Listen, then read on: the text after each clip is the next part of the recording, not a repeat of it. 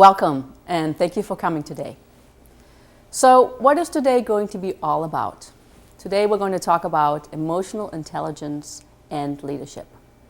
What do you need to do on a personal level so that you or your business or maybe your department, perhaps your family can thrive? Don't get me wrong, I know that there are many great leaders in the room and that you have accomplished a lot. I am sure that I can learn a thing or two from you. And here's the great and.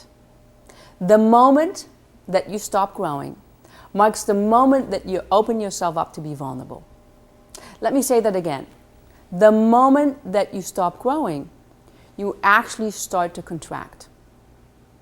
Let me give you a personal story. When I was in high school, I took a computer programming class. I hated it. I really couldn't understand the zeros and the ones, and then I vowed that I was never going to use a computer. Here we are, it's just a few years later, and I could not be without my computer.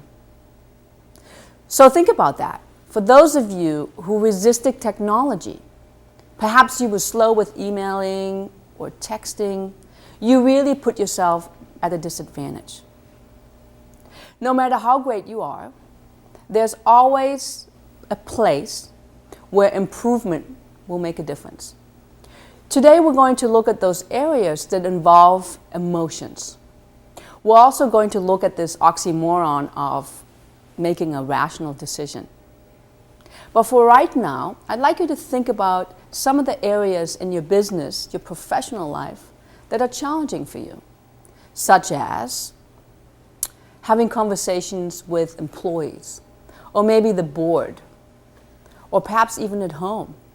How do you enroll your family into your professional life?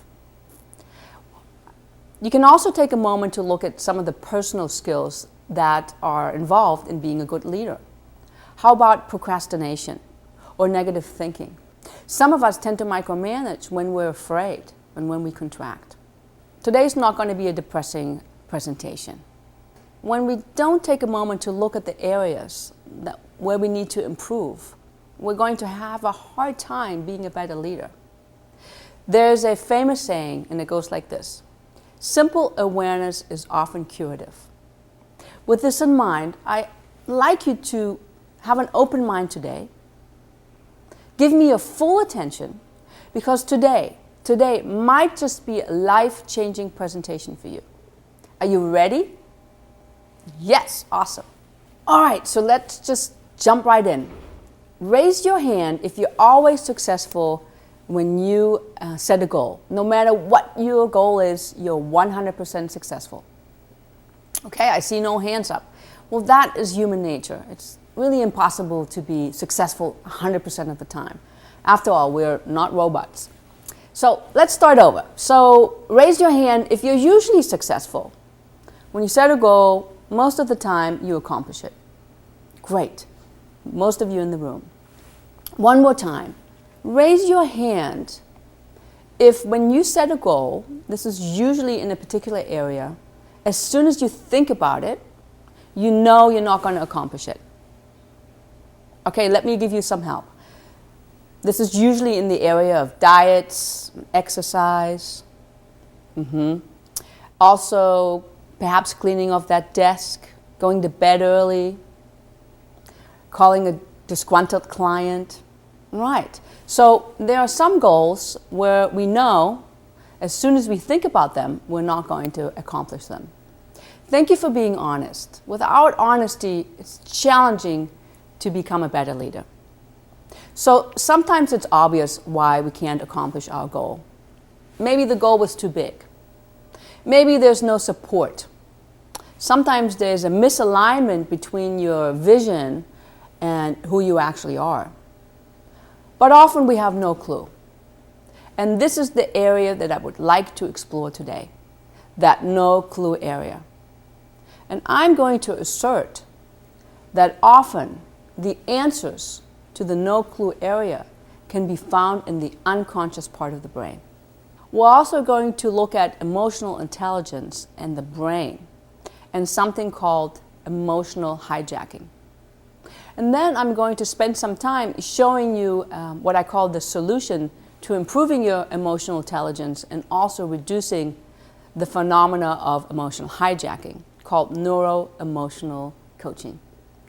And then we're going to have some time for questions and answers and some takeaways. So let's just jump in. What is emotional intelligence? I looked at Wikipedia. Emotional intelligence, or emotional quotient, is the capability of individuals to recognize their own and other people's emotions, to discriminate between different feelings and label them appropriately, to use emotional information to guide thinking and behavior, and to manage and/or adjust emotions to adapt to environments or to achieve one's goal. Let me be clear about a few things. So emotional intelligence has been around for hundreds, maybe thousands of years. It was popularized by Daniel Goleman, who wrote a book in 1996 called Emotional Intelligence. But if you think about it, for most of our existence, human beings really had feelings.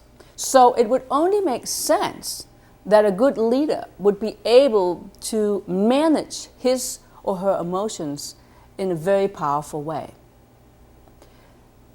I'd like you to bring to mind a leader, or maybe a few leaders that you admire. What do you admire about him or her? Is it about what he does or what she does? Who he is? How she shows up? Take a moment to look at the way the person manages his or her emotions. As you take a look, you can see that emotions always play a powerful role. I want you to bring to mind Mother Teresa. When you think about her, what do you think of? Yes, she was a powerful leader. She was compassionate. She went to an area where nobody wanted to go. She was kind. She didn't really care so much about herself. She gave everything that she had. If you don't know about her, I encourage you to learn more about her. Early on, when she was a young nun, she really had to use her emotional intelligence to get what she wanted to do. She had to convince the people in the order that it was important to go into those areas where there was complete poverty. So let me summarize. Emotional intelligence is to recognize, understand, and manage your own emotions, and it's to recognize, understand, and support the emotions of others. So in order to enroll you a little bit more into emotional intelligence and why it's important, I looked at some studies. There are many, many studies on the internet, and I pulled some from a very reputable company called Korn Ferry Hay. Here's what the study says. 92% of teams led by leaders with high emotional intelligence or high emotional awareness had high energy. So what does that mean when your team has high energy? They love to come to work, they don't mind staying extra, they're very productive, they're very happy, and a positive climate really adds to the bottom line. Vice versa, 78% of teams led by leaders with low emotional intelligence or awareness created negative climates. What happened when there's a negative climate?